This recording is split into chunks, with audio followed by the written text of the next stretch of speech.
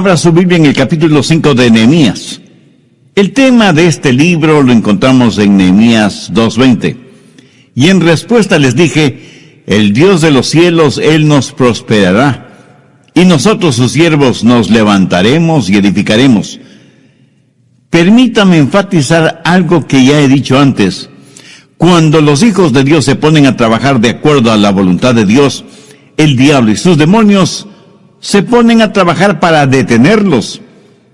Y el diablo inspiró ciertas filosofías y ocasionó problemas para impedir que Nehemías, como hombre de Dios y líder de su pueblo, reconstruyera el muro de Jerusalén. ¿Cuáles fueron algunas de las artimañas que usó el diablo contra Nehemías? Primero, trató la mofa, burlándose del trabajo que hacían. Pero como eso no dio ningún resultado, usó las amenazas, el peligro, pero en eso también fracasó. El siguiente paso diabólico, ¿cuál fue? La división. Dividir a la gente en su manera de pensar y de sentir. Y justo en la mitad del programa de reconstrucción hubo división por asuntos financieros. Nehemías capítulo 5, los 5 primeros versos. Entonces hubo gran clamor del pueblo y de las mujeres contra sus hermanos judíos. Permítame hacer una pausa aquí para enfatizar que el diablo prefiere 1000 veces el empezar argumentos y discusiones dentro de la iglesia que vender litros y litros de licor. La palabra clamor en este versículo significa griterío, voces airadas, discordia. Pero sigamos leyendo. Había quien decía, nosotros, nuestros hijos y nuestras hijas, somos muchos. Por tanto, hemos pedido prestado grano para comer y vivir. Y había quienes decían, hemos empeñado nuestras tierras, nuestras viñas y nuestras casas para comprar grano a causa del hambre. O sea que había hambruna en la tierra. La inflación era tremendamente alta y era difícil conseguir alimentos. Y había quienes decían, hemos tomado prestado dinero para el tributo del rey sobre nuestras tierras y viñas. Hoy quiero hablar sobre la fórmula de Dios para la libertad financiera. Alguien ha dicho que el nervio más sensitivo del cuerpo humano es aquel que conecta el cerebro con la billetera. Creo que eso puede ser verdad. Sé que cuando se habla de finanzas, la gente escucha con atención, pero nerviosamente. Estoy convencido que toda escritura es dada por inspiración de Dios y que es provechosa y útil. Pero para que sea provechosa para nosotros hoy, debemos hacernos 3 preguntas. Primera, ¿qué significó entonces? Segunda, ¿qué significa hoy? Y tercera, ¿qué significa para mí personalmente? En el capítulo 5 de Nehemías descubrimos por lo menos 2 cosas. Primero, el problema de la esclavitud financiera.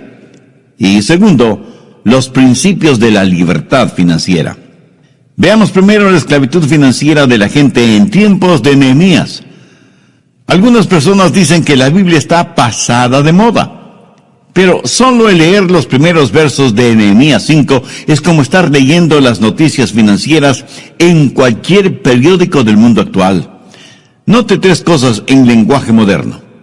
Primero, luchas, problemas y divisiones en el mundo financiero. Segundo, había escasez de productos y los que había eran muy caros y era difícil conseguirlos, aún en el mercado negro. Tercero, la gente estaba hipotecando sus propiedades por segunda o tercera vez para tener dinero para comprar alimentos. ¿No le parece esto un fidedigno retrato de lo que nos sucede en la actualidad? Estamos hablando de depresión, de esclavitud financiera, cuando usted tiene que hipotecar su casa para poder alimentar a su familia. Pero no solo eso, sino que estaban ahogados en deudas. Mire Nehemías 5:4. Y había quienes decían, hemos tomado prestado dinero para el tributo del rey. O sea, tuvieron que endeudarse para pagar sus impuestos. ¿Se imagina? Pedir dinero prestado para pagar impuestos. Note que los impuestos gravosos no son ninguna cosa nueva. Existen desde hace mucho, mucho tiempo. Impuestos altos y deudas muy grandes. El tener deudas es una cosa terrible. Estar bajo esclavitud financiera es algo devastador. Gastar mucho más de lo que se gana es, mi amigo, una verdadera locura. Las deudas financieras siempre significan esclavitud financiera, pero eso no es el plan de Dios para sus hijos. Al margen de Nehemías 5, anote Deuteronomio 28, del 1 al 14. Descubrirá que Dios no quiere que usted sea el que debe, sino el que preste. Dios no quiere que usted sea cola de ratón, sino cabeza de león. Dios quiere bendecir a su gente sobre todas las naciones de la tierra y quiere darles libertad financiera. Pero muchos no tienen esa libertad financiera. Por el contrario, están en esclavitud financiera y ese es el plan de Satanás, porque no han entendido ciertos principios espirituales de libertad financiera. El diablo quiere mantenerlo en esclavitud y a él no le importa qué clase de esclavitud, solo le interesa que esté en esclavitud. ¿Está usted viviendo en esclavitud financiera? Escuche las 10 marcas de esclavitud financiera y vea si usted se identifica con alguna o algunas de ellas. Primero, cuando por falta de fondos adquiere a crédito los gastos diarios. Segundo, cuando deja de pagar el próximo mes algo que debe pagar ahora. Tercero, cuando pide dinero prestado para pagar impuestos o la hipoteca. Cuarto, cuando no tiene ni la menor idea de cuánto debe. Quinto, cuando sus acreedores le llaman repetidamente para que les pague. Sexto, cuando saca de sus ahorros para pagar cuentas actuales. Séptimo, cuando solicita un préstamo grande para pagar préstamos pequeños. Octavo, cuando usted y su cónyuge discuten acaloradamente sobre finanzas. Noveno, cuando comienza a pensar en formas deshonestas de pagar deudas. Y décimo, cuando le es difícil el dar sus diezmos y ofrendas para Dios. Escúcheme, no estoy diciendo que una persona que hace estas cosas está fuera de contacto con Dios. Hay muchas personas que aman honestamente a Dios y sin embargo caen en esta trampa. Al diablo le fascina cuando usted es esclavo de esta manera de actuar y de hacer como hijo de Dios. La gente en tiempos de Nehemías estuvo bajo esclavitud financiera y estaban frustrados, tanto que se volvieron unos contra otros. Estaban haciendo un trabajo para Dios de acuerdo a la voluntad y al plan de Dios. Sin embargo, había algunos en esclavitud financiera y se sintieron frustrados e irritados y se volvieron unos contra otros. Eso no fue parte del plan de Dios, pero esa era la manera en que el diablo trabajó, dividiendo a la gente de Dios, para que no hiciera lo que Dios les había dicho hacer. Ahora, debo aclarar que no solo la gente pobre puede estar en esclavitud financiera. La gente rica también puede estarlo. Leamos Nehemías 5, versos del 6 al 8. Y me enojé en gran manera cuando oí su clamor y estas palabras. Entonces lo medité y reprendí a los nobles y a los oficiales y les dije, exigís interés cada uno a vuestros hermanos. Y convoqué contra ellos una gran asamblea y les dije, nosotros según nuestras posibilidades rescatamos a nuestros hermanos judíos que habían sido vendidos a las naciones, y vosotros vendéis aún a vuestros hermanos, y serán vendidos a nosotros. Y callaron, pues no tuvieron que responder. Verá, en la ley de Moisés estaba escrito que ningún judío podía cobrar intereses a otros judíos. A un gentil sí, pero a un judío no. Eso lo establece claramente la ley. Pero estos judíos estaban quebrantando la ley y estaban cobrando enormes intereses a su propia gente y poniéndoles bajo esclavitud financiera. Y esto realmente disgustó enormemente al profeta de Dios. Por eso los reunió y les leyó la palabra de Dios y les dijo que dejaran de hacer aquello que iba en contra de la ley. Aquellos judíos ricos que estaban aprovechándose de la situación eran tan esclavos de las finanzas como los pobres a quienes explotaban. Escúcheme, el dinero es un maravilloso siervo mientras lo tenemos como siervo, pero es un amo insensible y exigente cuando permitimos que se convierta en nuestro amo. ¿Tiene usted más fe en el dinero y en las cosas materiales que en Dios? Si su respuesta es afirmativa, usted está en esclavitud financiera, y esa es la peor clase de esclavitud que puede experimentar un hombre o una mujer. Si usted quiere saber cuán rico es, sume todas las cosas que el dinero no puede comprar y que la muerte no puede destruir. Eso, mi amigo, eso es genuina y verdadera riqueza. Tiene ambiciones y metas en su vida que no están encuadradas dentro de la voluntad de Dios. Hay cosas que quiere hacer con su dinero, proyectos financieros, y que tendría vergüenza de invitar a Jesús a que sea parte de eso. Si es así, usted está en esclavitud financiera. Tiene usted un ardiente deseo de poseer dinero y ser muy rico lo más rápidamente posible, sea como sea y caiga quien caiga. Si es así, mi amigo, usted está en esclavitud financiera. Compromete su ética y sus valores cristianos y fracasa en cumplir y honrar obligaciones morales. Si es así, usted está en esclavitud financiera. Me conmovió mucho la noticia de prensa acerca de un muy distinguido hombre de negocios que renunció a la presidencia de una importante institución por no creer y por lo tanto negarse a promocionar la construcción de un nuevo casino. Y di gracias a Dios por este hombre. Y aunque la institución tenía legalizados todos los papeles, o sea que estaba actuando dentro de los parámetros de la ley, este hombre tuvo firmes y fuertes convicciones espirituales, morales y éticas como para no querer ser parte de eso y prefirió renunciar. Por supuesto, le aceptaron la renuncia. Alguna gente muy pobre está en esclavitud financiera. Alguna gente muy rica está en esclavitud financiera. El diablo las tiene a todas. A los primeros los esclaviza por la falta de dinero y a los segundos los esclaviza por el exceso de dinero. Nehemías estaba realmente enojado con los judíos ricos y los nobles que estaban extorsionando a sus propios hermanos. Y en el verso 14 les llama la atención para que vean cómo él vivía. Nehemías no fue la clase de líder que dice, no hagan lo que yo hago, hagan lo que yo digo. Él fue la clase de líder que, como el apóstol Pablo, pudo decir, seguidme, porque yo sigo a Cristo. Veamos cómo vivió este gran líder, este gran hombre de Dios, Nehemías. Y hay algunos principios que quiero que veamos juntos. Creo que son magníficos principios porque son principios para la libertad financiera.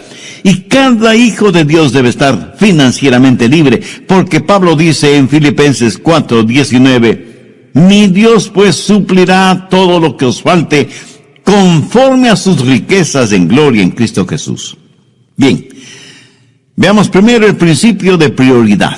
Nehemías 5, versos 14 y 15.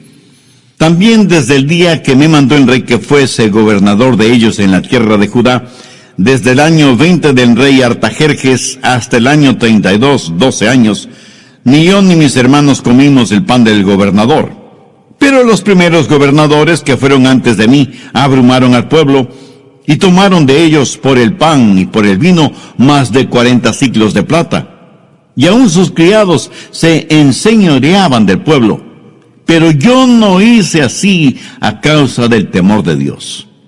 Aquí Nehemías dice que, habiendo sido nombrado gobernador de ese territorio por el mismo rey Artajerjes, tenía todo el derecho de cobrar impuestos al pueblo para cubrir sus necesidades personales. O sea, tenía derecho a un salario, tal y como los anteriores gobernadores lo habían hecho. Pero note lo que Nehemías dijo.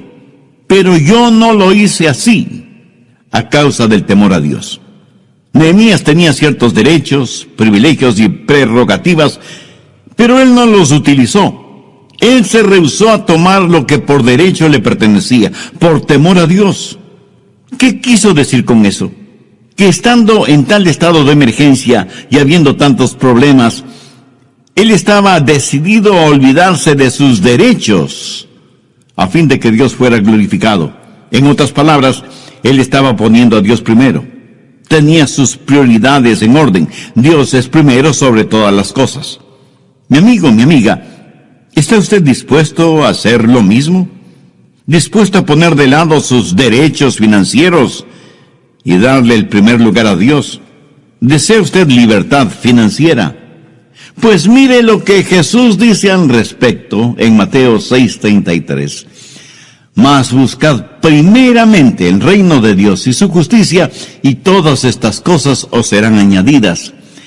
El Dios Todopoderoso no trabajará desde un segundo lugar. Y mientras usted tenga su negocio, sus planes, sus deseos, su familia, sus ambiciones como cosa prioritaria en su vida, nunca tendrá libertad financiera. Pero Jesús ha prometido que si usted tiene sus prioridades con Dios como la primerísima prioridad y busca primero el reino de Dios y su justicia, todas las cosas correctas que anhela le serán concedidas. Ese es el principio de prioridad. Nehemías miró a las cosas que pudo haber hecho o tenido, pero no las quiso ni las tuvo porque quería glorificar a Dios. El temor de Dios, la voluntad de Dios, significó más para él que ninguna otra cosa. Si el dinero es su meta, si el dinero es su Dios, usted nunca tendrá libertad financiera. Si usted no pone a Dios en el primer lugar, usted es un necio que está jugando un juego en el que siempre perderá. Un hombre cierta vez dijo: es muy difícil para mí esto de confiar, de tener fe. Yo manejo realidades. Y realidad es lo visible, lo palpable. Bueno, sí y no. ¿Es su casa real? ¿O los muebles, o la ropa, o las flores, etcétera, etcétera? Son cosas reales en el sentido de que las vemos y están ahí, pero no son reales en el sentido de permanencia, porque no duran para siempre. Veamos 2 Corintios 4:18. No mirando nosotros las cosas que se ven, sino las que no se ven, pues las cosas que se ven son temporales, pero las que no se ven son eternas. La realidad no está en aquello que usted puede ver, palpar, gustar o sentir. La única realidad está en Dios.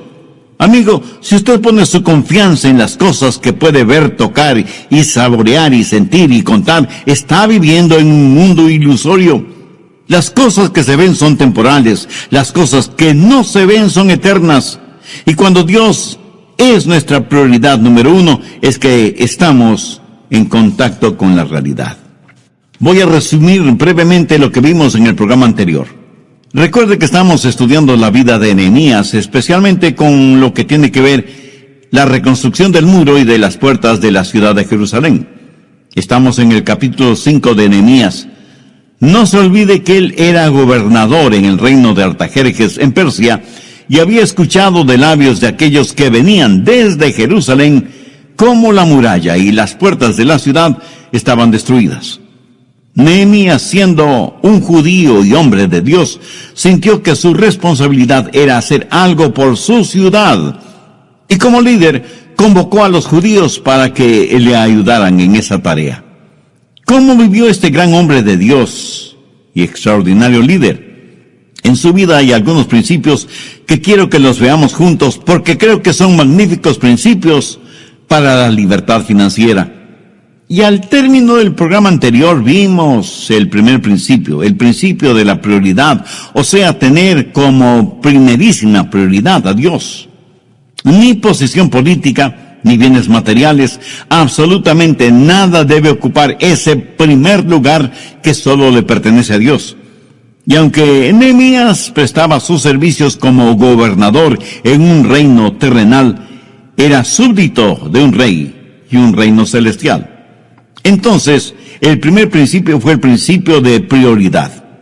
Segundo, el principio de industriosidad o de laboriosidad. Nehemías 5:16. También en la obra de este muro restauré mi parte. Si su meta es tener suficiente dinero en el banco para no tener que trabajar más, es que no ha entendido de qué se trata la vida. Sabe que hay miles de personas que han hecho arreglos para no tener que trabajar nunca más. Sabe que la Biblia dice que hay que trabajar 6 días, pero también dice que hay que descansar. ¿Sabe por qué muchos no tienen libertad financiera? Porque piensan que trabajo es una mala palabra. En serio. Algunas personas no reconocen una oportunidad porque viene con ropa de trabajo. Hay mucha gente, aún en círculos religiosos, que buscan posiciones importantes, pero que no signifiquen demasiado trabajo. Y detrás del deseo de muchas personas de ganar miles o millones en diferentes loterías o en los casinos, está el anhelo de tener mucho dinero para no tener que trabajar. Se olvidan que significa aún más trabajo el cuidar el dinero. Nehemías financieramente estaba muy bien, debido a su alto cargo en el gobierno del rey, pero no tuvo ninguna vacilación de ir hasta Jerusalén y ponerse ropa de trabajo para reconstruir el muro. ¿Sabe cuál es el verdadero problema, especialmente en países desarrollados, afluentes y ricos? Que muchas personas viven exclusivamente de la ayuda que les da el gobierno. Y como reciben dinero sin trabajar, piensan que serían unos verdaderos tontos si buscaran trabajo, porque el gobierno dejaría de darles lo que les da. Al respecto, un notable estadista y economista internacional dijo sarcásticamente que en algunos países desarrollados sus gobiernos son los mayores promotores de la vagancia y el desánimo, porque sostienen a los vagos que no quieren trabajar y cargan con excesivos impuestos a aquellos que trabajan. Y para poder mantener a los primeros, tiene que meter la mano en los bolsillos de los segundos. Bueno, sin comentario alguno. En el nivel económico usted no puede legislar para que la gente tenga libertad financiera. Las leyes no pueden sencillamente decretar que se termine la pobreza, quitando a los ricos lo que tienen para dárselo a los pobres, porque a la larga sucederá lo siguiente: los pobres llegarán a ser ricos y por supuesto los ricos llegarán a ser pobres. Entonces habrá que quitarles a los nuevos ricos para poder dárselo a los nuevos pobres. Y ese es un círculo vicioso ad infinitum. No se puede multiplicar la riqueza dividiéndola. El gobierno no puede dar nada a nadie sin antes haber quitado a los demás algo de lo que tienen y en el proceso haber guardado algo para sí mismo. Aquello que un hombre recibe sin haber trabajado, otro hombre trabajó y no recibió la totalidad de su trabajo porque le quitaron para darle al que no trabajó. No hay nada que pueda desanimar más a un ser humano que esta situación, la cual mata toda iniciativa, todo intento de superación, todo afán de progreso. Alguien muy sabiamente dijo que el progreso de un individuo significa, primero, el progreso de su familia; segundo, el progreso de su ciudad; y tercero, el progreso de su país. ¿Por qué nadie querrá esforzarse si el fruto de su trabajo va a servir para mantener a vagos y ociosos profesionales? El principio de la libertad financiera empieza con trabajo, seguido de industriosidad o laboriosidad. ¿Qué es lo que hizo Nehemías? Primero puso a Dios en primer lugar. Segundo, puso manos a la obra. No tuvo ningún temor de ponerse la ropa de trabajo y ensuciarse las manos. Tercero, el principio de integridad. Nehemías 5:16. También en la obra de este muro restauré mi parte, y no compramos heredad. ¿Qué es lo que está diciendo Nehemías? Este era un tiempo de depresión económica, pero Nehemías tenía una muy importante cuenta bancaria. Aprovechando las circunstancias, él pudo haberse enriquecido muchísimo invirtiendo su dinero en bienes raíces, pero no lo hizo. Recuerde que no todo lo que es legal es correcto. Nehemías rehusó el sacar ventaja de los problemas de los otros y no quiso saber nada de hacerse rico, aprovechando la necesidad y la angustia de los demás. Busque Proverbios 28:20. El hombre de verdad tendrá muchas bendiciones, mas el que se apresura a enriquecerse no será sin culpa. ¿Es usted honesto, aunque le cueste financieramente? ¿Es usted capaz de vivir, actuar, hacer todo con integridad? Nehemías fue esa clase de hombre. Practicó el principio de prioridad al poner a Dios primero en todo. Practicó el principio de laboriosidad. Estuvo listo para el trabajo de reconstrucción del muro. Practicó el principio de integridad, viviendo una vida honesta, transparente, íntegra. Cuarto, el principio de generosidad. Nehemías 5:17. Además, 150 judíos y oficiales y los que venían de las naciones que había alrededor de nosotros estaban a mi mesa. Lo notó. Es casi increíble. 150 personas a la mesa. ¿Cómo le gustaría a usted tener 150 invitados a comer en su mesa cada día? Y por 12 años. No me conteste. Creo que sé la respuesta. Ahora, ¿quién pagaba todos esos gastos? ¿El gobierno? No. Nehemías cubría todos esos gastos. Pero note también que a más de los 150 siempre había invitados con ellos y los que venían de las naciones que había alrededor de nosotros. ¿Qué les daban de comer? ¿Una hamburguesita? ¿Un perro caliente? ¿Unos taquitos? ¿O unas enchiladas? No. Mire el verso 18. Y lo que se preparaba cada día era un buey y 6 ovejas escogidas. También eran preparadas para mí aves. Y cada 10 días vino en abundancia. Y con todo esto nunca requerí el pan del gobernador, porque la servidumbre de este pueblo era grave. ¡Qué gran hombre, qué gran líder fue Nehemías! No les dio de comer cosas insignificantes. Para decenas y decenas de personas hizo preparar la mejor comida, pagando todo con su propio dinero, sin recurrir a ayuda financiera de parte del gobierno. Obviamente, Nehemías debió haber sido un hombre muy, muy rico. Pero el asunto importante es que él había aprendido lo que cientos de años después dijera el apóstol Pablo: más bienaventurado es dar que recibir. Y no faltará quien me pregunte: pastor, ¿de dónde sacó Nehemías tanta riqueza?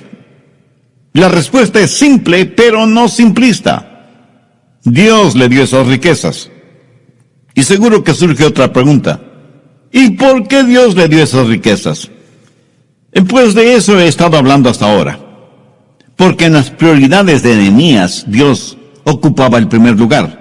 Nehemías fue un líder que, aunque era muy importante en el reino de Artajerjes, dio ejemplo de laboriosidad, trabajando junto a los demás en la reconstrucción del muro de Jerusalén. Además, fue un verdadero hombre de Dios que vivió con absoluta integridad. Por lo tanto, no debe asombrarnos que Dios le colmará de bendiciones materiales. De alguna manera, Nehemías practicaba lo que el Señor Jesús diría siglos más tarde: dad y se os dará. Medida buena, apretada, remecida y rebosando, darán en vuestro regazo. ¿Sabe? Nadie puede dar más que Dios. Y Nehemías sabía eso. Y porque Dios fue generoso con él fue generoso con los demás. Busque 2 Corintios 9:6. El que siembra escasamente, también segará escasamente. Y el que siembra generosamente, generosamente también segará. Si usted es agricultor y quiere solo una pequeña cosecha, sembrará muy pocas semillas. Pero si quiere una gran cosecha, sembrará muchas semillas. Esta es una ley divina inmutable que se puede aplicar en todos los aspectos de nuestras vidas. Cosecharemos aquello que hemos sembrado, tanto en calidad como en cantidad. ¿Tiene interés en saber cómo dar? Bien, hablemos de generosidad. Voy a darle 7 principios de generosidad espiritual. Primero, Dios sabe nuestras necesidades. ¿Está de acuerdo con eso? Muy bien. Segundo, Dios hace provisión adecuada. Él sabe cuánto va a poner a nuestra disposición, porque como Él sabe todas las cosas, sabe exactamente qué y cuánto necesitamos. Tercero, Dios se complace en dejarnos saber lo que Él quiere que hagamos. Hay alguien que piensa que Dios nos dice que debemos hacer su voluntad, pero rehúsa en revelarnos cuál es su voluntad. Dios sabe cuál es la necesidad y cuánto de esa necesidad la va a solucionar por nuestro intermedio. Cuarto, Dios nos capacita en forma suficiente para que podamos hacer lo que Él nos guía para que hagamos. Nos pedirá Dios que hagamos algo que no podemos hacer. Por ejemplo, ¿cree usted que Dios me pediría que salte sobre un edificio de 10 pisos cuando Él sabe que no me ha dado la habilidad atlética como para saltar ni siquiera una valla de 1 metro de altura? Escuche, cualquier cosa que Dios me pide que haga, Él me dará la habilidad y la capacidad para hacerla. En cualquier labor o responsabilidad, Dios me mostrará cuál es la parte que Él quiere que yo haga, y Él mismo me capacitará para que yo pueda realizarla. Quinto, Dios nos pide que demos de aquello que Él nos ha dado. Cuando doy de los ilimitados recursos de Dios, en vez de dar de mis muy limitadas finanzas, todo lo que tengo que hacer es saber que Dios quiere que lo haga. Si Dios me dice, Adrián, quiero que des $10,000 a determinada organización cristiana, yo probablemente tragaré saliva 10,000 veces, pero le puedo asegurar lo siguiente: si Dios me dice que done $10,000, Él tendrá que dármelos para cumplir ese propósito, y Él me los dará, si es que soy un cristiano que vivo en el Espíritu y camino en integridad. Sexto, dar generosamente requiere el poder de Dios. Usted no puede hablar de este tema con los no creyentes. A veces es difícil hablar de esto hasta con los creyentes, se lo aseguro. El dar generosamente solo es posible cuando dejamos que la presencia y el poder de Dios estén presentes. Cuando una persona dice, bueno, veamos, tengo que pagar el arriendo, el agua, la luz, el teléfono, la pensión de los muchachos, las compras semanales, pagar algo de las cuentas que debemos, pues casi no me queda nada para darle a Dios. Mi amigo, mi amiga, ¿qué de espiritual tiene una actitud así?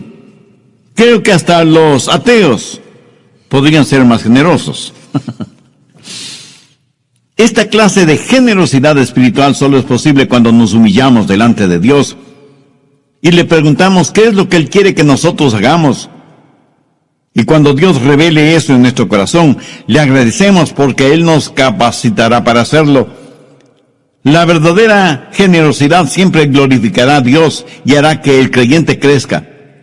Yo creo que esa fue la clase de generosidad que Nehemías practicó. ¿Por qué? Porque él estuvo en contacto con Dios día tras día. Lo mismo estando en el palacio que estando en la muralla. Cuarto, el principio de dependencia.